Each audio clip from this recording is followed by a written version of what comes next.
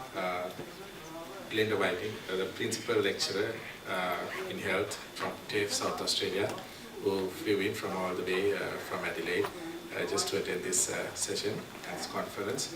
Her background is she's a registered nurse and a midwife in Australia with masters in education and administration. And of course, her background is in nursing, and she's an expert in education with long years of experience in conducting various education programs in TAFE, South Australia, and also she has been in touch with the Sri Lankan education setting through IIHS for many years now, so she has a good understanding about how things work out in this part of the world. Over to you, Glenda.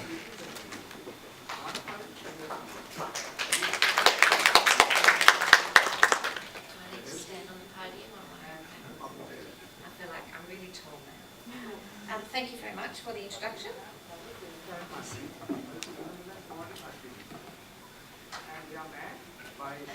I'm aware that we are running behind. So, just to set the scene. This is where I come from. For those of you that are not familiar with Australia, it's an island like Sri Lanka, just a little bit bigger. But we have about the same amount of people. Most of us live around the coast, so I'm from South Australia, which is the part that's highlighted there in the orange yellow colour.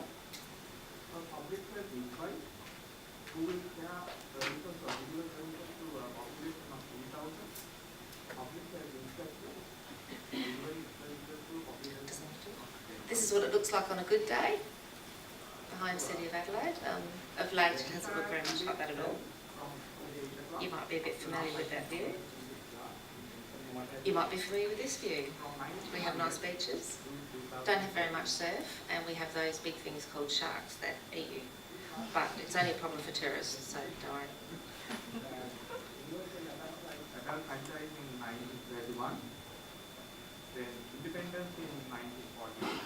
We have lots of this. If you're not familiar, that's where your wine comes from. South Australia is quite famous for wines. And finally, for the tour, Adelaide Oval.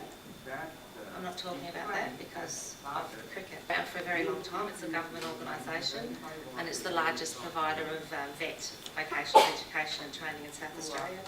We have lots of different courses, around 80,000 students across the state. 80 different areas of activity and all industry related kind of activities, and there's an 80% success of students actually getting jobs after graduation. I too am just going to hopefully play a short clip for you.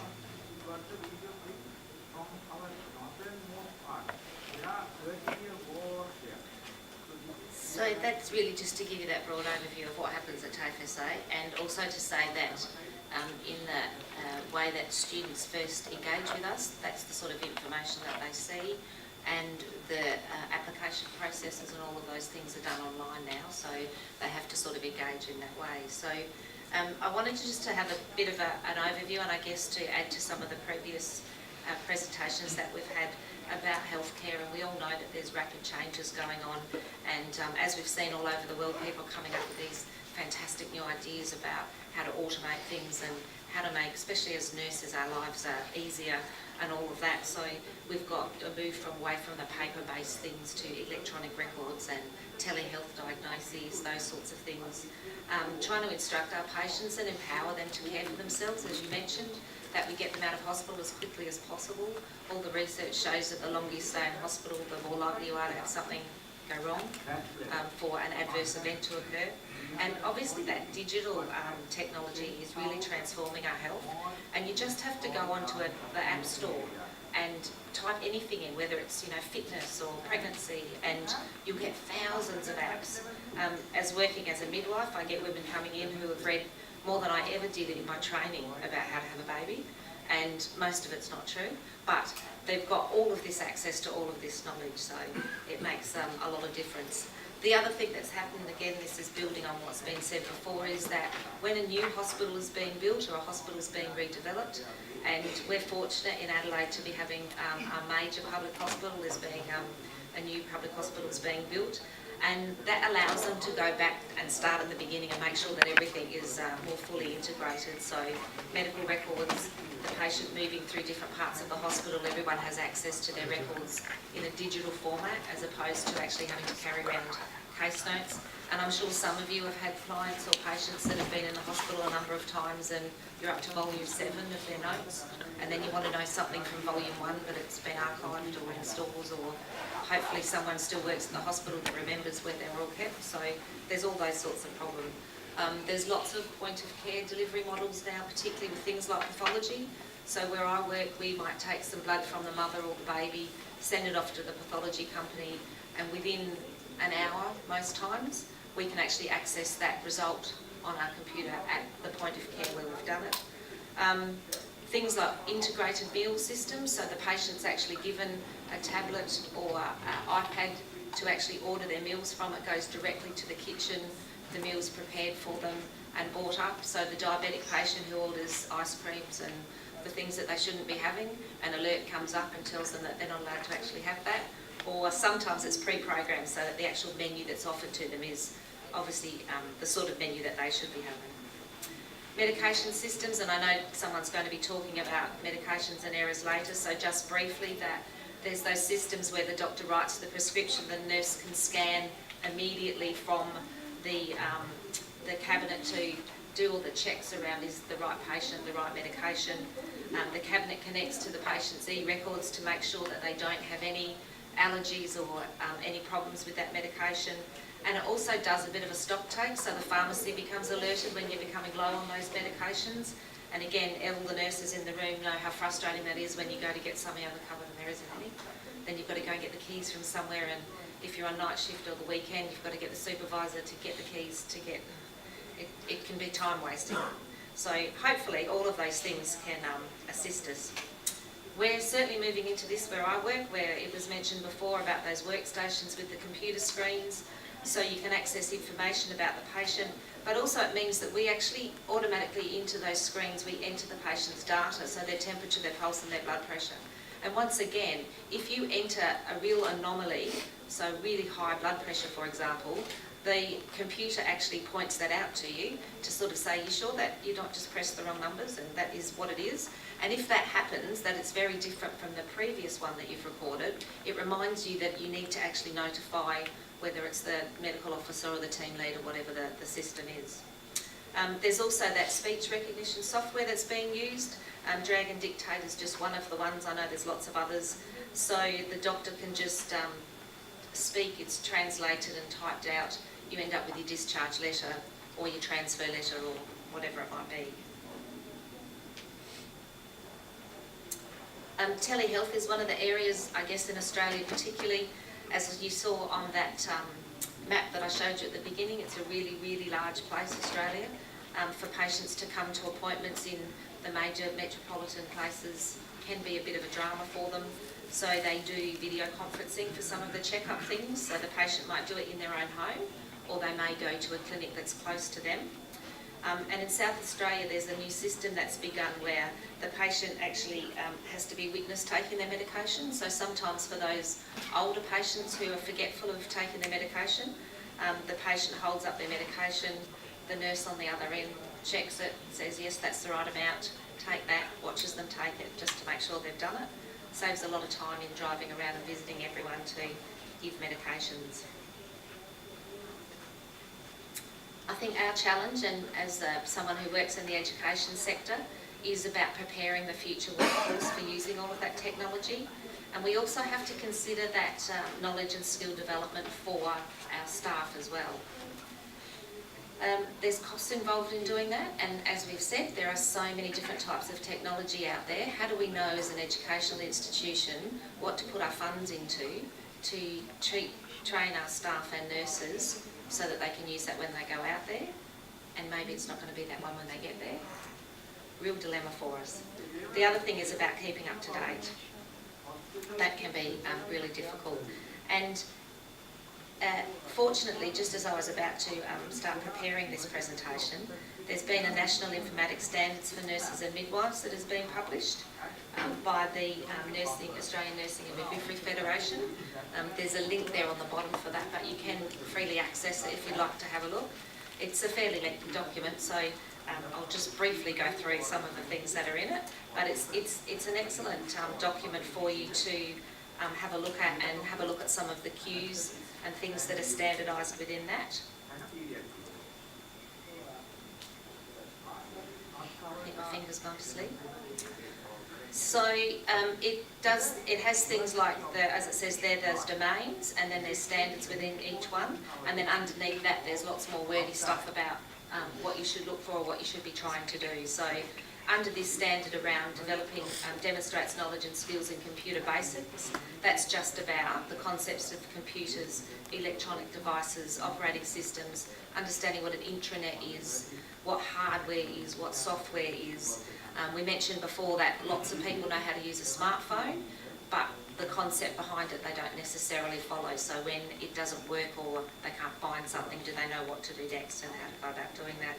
And certainly I can say in education, that's an issue for us with our lecturing staff as well. Ringing up the ICT department and saying, my computer's not working or I can't access something. What do they always tell you first? Turn it off and turn it on again. I'm sure it's some sort of computer land joke that they all turn around and go. So information literacy there, always correct, but they can just type something in. What is an intranet? Or now you can speak to it. What is an intranet? And it will tell you. So just before you go into class and you know that you might be asked that question, you can do that to find out. Also included in this document are things about information management, so it goes into things like confidentiality and privacy and storage of information. A lot of people have real issues about if we put things online or it's becoming a digital record, does that mean everybody can get it? And because I'm not very good at the computer, I don't know how to make all the security settings happen and all of those sorts of things. So most organisations have got policies and procedures in place for these areas. And also, it generally falls outside of the scope of the person who's the operator adding information. There should be another level there that does those sorts of things for you. I don't know if you're aware, but in Australia we do a census every 5 years, see, I don't know really. And it used to be paper-based, and a bit like I've seen other presentations, by the time they came around and collected all the bits of paper, deciphered everybody's writing, data entered all of that writing, it would take about 5 years for you to get the information about how many Australians there were, how old they were, you know, all of that sort of stuff. So the last census they offered in a digital form as well, but had very little uptake. This time they pretty much said you have to do it online unless you apply for the paper-based format, which certainly for some older people who didn't have access to the internet, they wanted to do that. Unfortunately, it wasn't handled very well, so it was pretty much a disaster, and there was almost a boycott of people doing it because a lot of information that came around was saying things like, if you put that in, they're going to know what religion you are, and they'll know how many children you've got in the house, and, you know, ridiculous things that we, you know, going, seriously? So, yes, it needs to all be handled very well and doing those sorts of things. Goes on standard 8, 9 and 10 here about legal requirements, as I said, making sure that the technologies that we use are promoting safe practice. They're not just being done to make things quicker and faster and cost less. They have to be evidence-based so that they can demonstrate that there is a benefit. And just then in summary, I guess, from our perspective as an educational provider, we obviously have a responsibility to integrate into our program these skills and knowledge. The entry requirement to enter our program is that you must have access to a computer and you must have basic skills. I know it's quite hard to say, well, what would you consider basic skills? For me, it would be knowing at least what a computer is. That's always handy. You have to apply online for all of our programs, whether it's undergraduate or postgraduate or short courses. So we're all getting much better at when people ring up, saying to them, are you sitting at a computer or do you have access to the internet at the moment? Type this in, scroll down, type this in, actually getting them there. We've got on-campus places for people to come in as well. The students access all of their own information online, so their results. If they want an academic transcript, they have to do that online themselves. We also don't take money anymore. It doesn't mean that everything's free. It just means that we don't actually have money on the campus. So the students all pay online. So we have that BPay system. So we issue them with an invoice and they then take that to the post office, or they do it online through a bank transaction, or they can use a credit card is the other way online. It's amazing how much better that is, because as a lecturer who doesn't really want to have anything to do with the money, I can just say, I'm sorry, I can't have anything to do with that. You need to contact your bank or use the BPay system. And we've obviously got then no problems with the amount of money that you might have on campus or people carrying around. So their course information, all their results and all their communications come through an online process, so hopefully they're doing that. And the other thing that we've started to do, which some lecturers have great difficulty with, is we don't tell the students to turn off their phones in class.